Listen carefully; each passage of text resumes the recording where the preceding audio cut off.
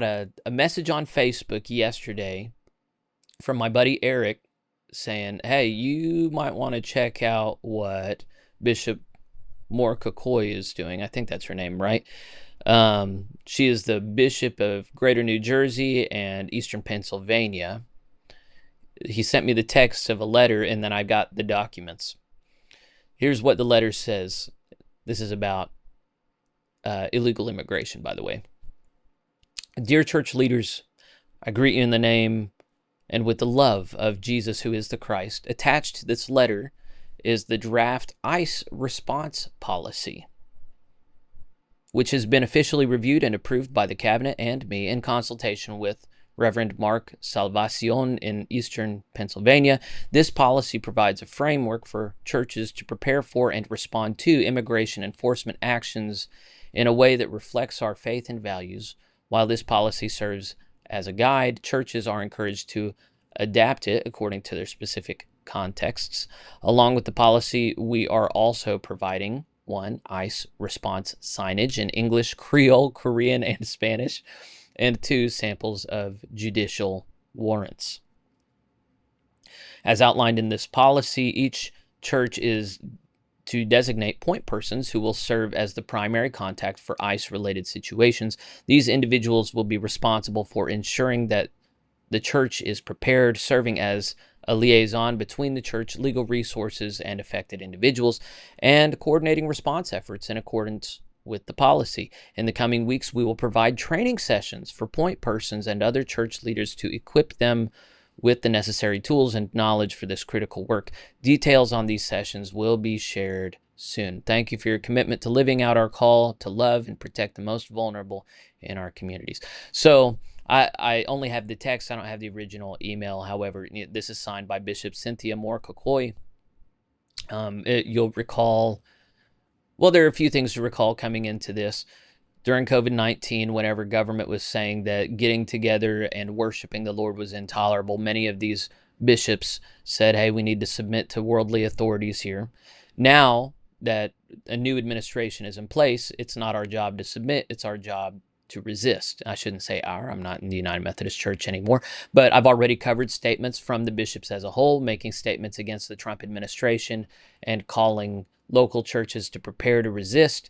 I reported briefly on a church in Little Rock that had a whole resist worship service. This is something where the United Methodist Church is going to increasingly, well, and I covered the General Board of, the one in Washington, D.C., on their sign, making political statements in favor of USAID, which all of these things are coded political left. They've done a series of things to more and more communicate to local churches that if you do not lean left, you do not belong. That if you are not in lockstep with the progressive wing of the Democratic Party, you do not belong in the United Methodist Church. They're communicating this from the top down.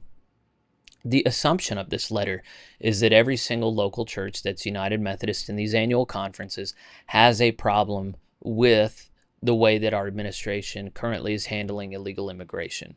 We've already talked about immigration here. We're going to continue to talk about it, I guess, because it's going to continue to be a topic that is dividing our culture.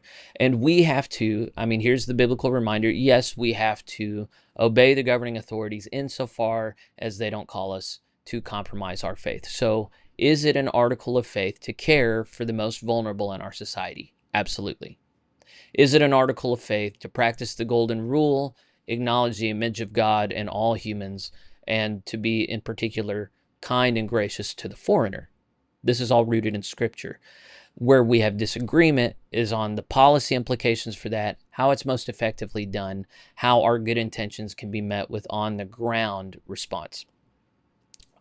Something else to carry into this.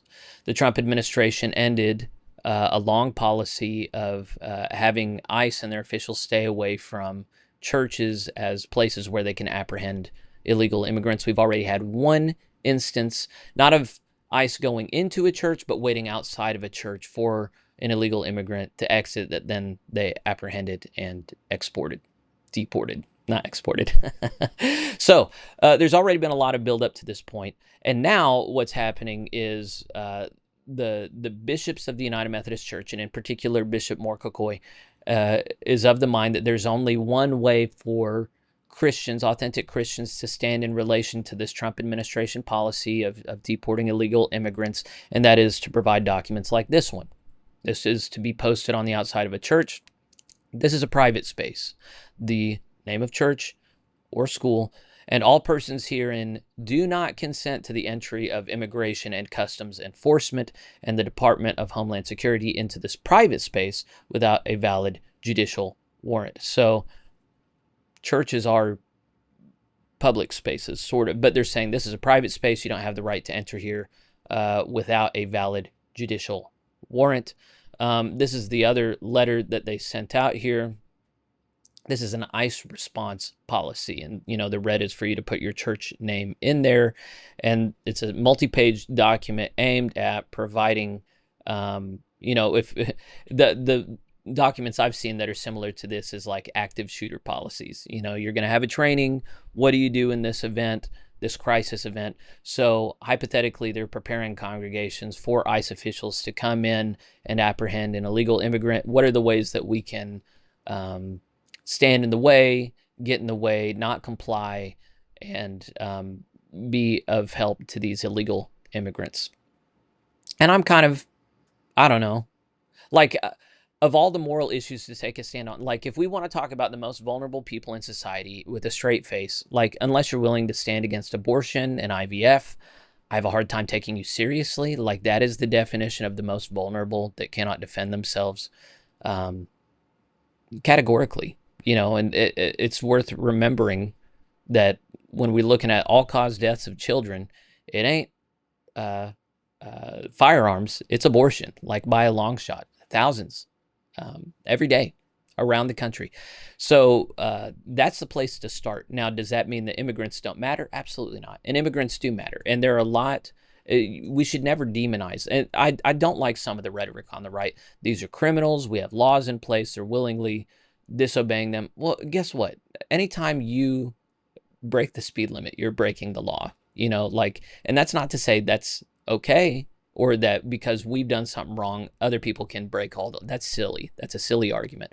But that is to say, we sure have a way of conveniently justifying ourselves and demonizing other people. But even so, there is a Christian realist perspective that we just cannot absorb so many people. We just can't. It's having huge economic implications. That is bad for sex trafficking, slave trafficking, compulsed labor, buttressing cartels that now, thank God, have been declared terrorist organizations. When we're talking the scale of this problem, it's unsustainable. So what we need to be praying for is that we don't have a pendulum swing to this opposite extreme of ethno-nationalism, which we do see some of that. That's really concerning. I don't think it's as big and bad a problem as a lot of people do, but what we need is balance.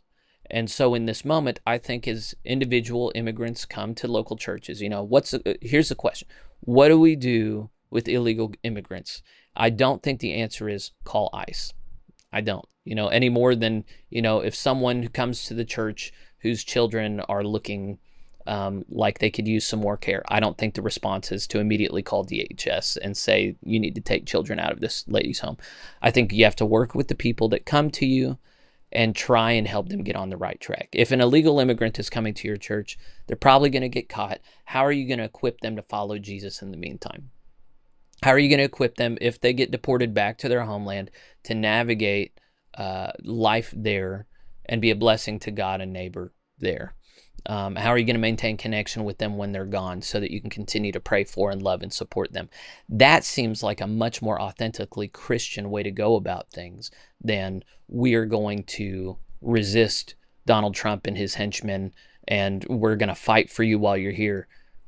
Because I think it is pretty clear that the left is much more interested in virtue signaling than doing the hard work of building these relationships and maintaining these relationships and exporting these blessings throughout the world. They're much more willing to write a check through a big impersonal organization like USAID or UMCOR than they are to actually engage in these relationships. They're much more willing to have a Hispanic worship service, that they're very comfortable to assume all of the people coming are illegal immigrants, and just, hey, you illegals come in here and have your own time and place, and we'll give you the space and we'll have the policy in place, but we're probably not going to engage you on a personal level or know your names or pray with you or be changed by you. Um, we're living in an age where Megan Basham recently got into it with a black preacher who had a black people only event in the church, which is the definition of racism.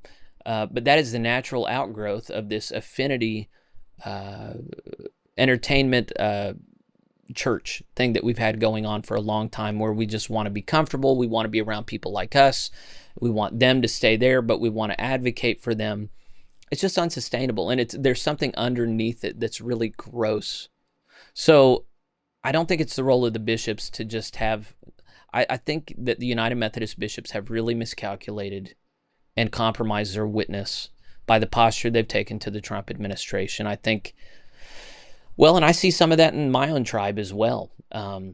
This never Trump derangement syndrome thing. A lot of what he says is stuff that we heard Clinton say. Is stuff that administrations of the past said, that we all knew was common sense. It's only because Trump says it that all of a sudden it becomes ludicrous and we have to resist. We have to do everything we can. I just think you're giving the man way too much power. You're letting yourself be steered way too much by what's on TV and not nearly enough by what's in your Bible. It's really an unfortunate place to be. So I don't know. I'm embarrassed for them, but also, like, this is par for the course. We all knew this was coming. It's weird when you have a stereotype of a person or a group of people that they're just happy to comply with. But it is what it is. Anyway, I think that's the end of my thoughts there on that. I hope it's useful to you. If, as a general reminder, if this is something that's good and useful to you, then make sure to like whatever I'm doing. If you're watching this live, especially, always make sure to comment. Always make sure to share it with people that you think it's good for. And then if you want to, it's always good to support this ministry so that it's just easier to continue on down the line. And I personally believe that we just need to support ministries that we think are good. So consider it.